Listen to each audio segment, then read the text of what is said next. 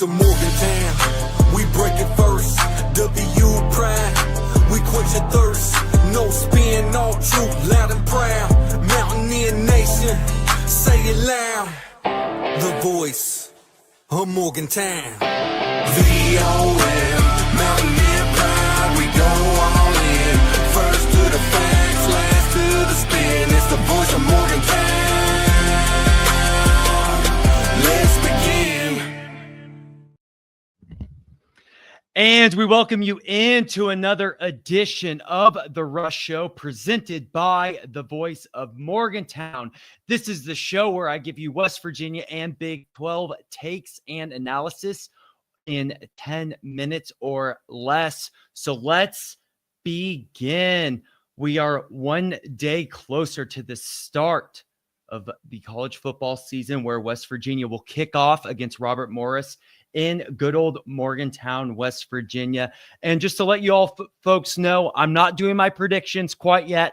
If you want to know the truth, I'm still playing some of the games out in my head. I think West Virginia is going to be a very interesting team this year. I think everyone agrees there. Of course, we're excited for the return of Rich Rod, his hard edge mentality, and to see what this team is capable of. But like all things that are new, or kind of new with this being Rich Rod's second term, there could be a learning curve to it. And so we find ourselves in a non-con, and that's what this episode is going to be about. We're going to talk about this tough non-conference schedule. And it's not tough necessarily in the way that we've seen in the past with either playing a Penn State, playing a tough FCS team. We know Pitt's going to be tough because they're always tough. It's a rivalry game where nothing's guaranteed. It doesn't matter what the records are. But this is tough in a way that, as fans, right, we want to get right into this season. We're going to have a little bit of patience. But at the same time, when you play Pitt the third game of the season and not the last game of the season, you want to get things going right off the bat, and you want to be feeling good going into Big 12 play because, you know, we are in the Big 12 conference. Any team is capable of winning the conference. Just ask Arizona State last year, who was ranked 16th going into it. Ask us when we were ranked last going into it 2 years ago, and I think we finished third or fourth there. So it's the conference with the most parity. It's the conference where each team has the ability to beat one another, and we see it week in and week out, and we all beat each other up.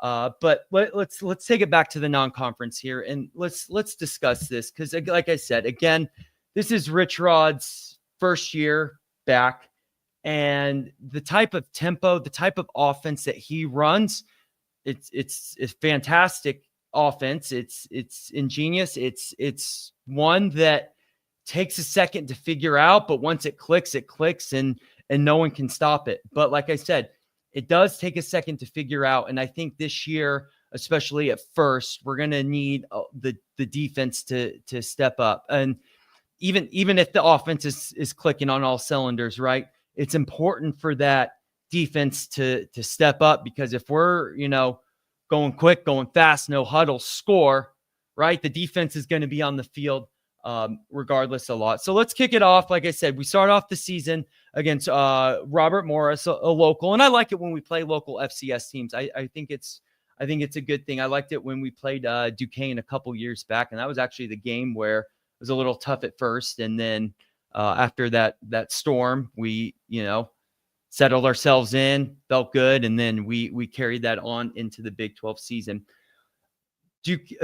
Robert Morris is third in their preseason poll for their conference. I don't think this game is a game that we should be worried about. Of course, of late, we've seen FCS teams knock off FBS teams. It's actually happened a lot more than people realize. But this game, of course, isn't going to be about that. This game's going to be about, can we start to build on something? How well is this team clicking? Can we build our confidence? Not trying to do too much. Obviously, we want to win this game and not get ourselves into trouble. But, we don't want to open up that playbook yet. I would love in this game to be in a position where we're up by a good bit going into the third quarter, and we can start to see other quarterbacks, other position players in the mix and see who can compete. We saw this a couple years ago when Oklahoma State went to the Big 12 conference. Mike Gundy treated the whole the Big 12 conference championship game. Mike Gundy treated the whole non-conference as like a preseason, right? Unfortunately, West Virginia can't do that because we play Pitt. And we need to start off fast here. But a lot of more coaches are doing that to figure out what they have. I'm really hoping this Robert Morris game is like that. Would I be surprised if it's a little close at halftime and then we break it open in the second half? No, I would not be. It's probably more likely going to be that. But definitely the goal for this game is to build that confidence. Don't try to overdo it and get as many players as we possibly can out there. Moving on now to the game that I am most worried about. This is the Ohio game, and of course, it's at Ohio. I am aware that Ohio has a new coach, but I'm also aware that Ohio beat Iowa State a couple years back in Ohio. Believe it or not, of all the non-conference games, this is the one I'm worried about the most. I think this is the perfect trap game, and if West Virginia, I'll say this, doesn't get on top early, isn't in a good rhythm early, they could find themselves in trouble late in this game. You don't want them looking too much ahead to Pitt. And of course, in a trap game, that's what you're worried about the most here. So Ohio's going to be ready to play, right? They're going to have that, hey, well, let's make them regret scheduling a game here in Athens, Ohio.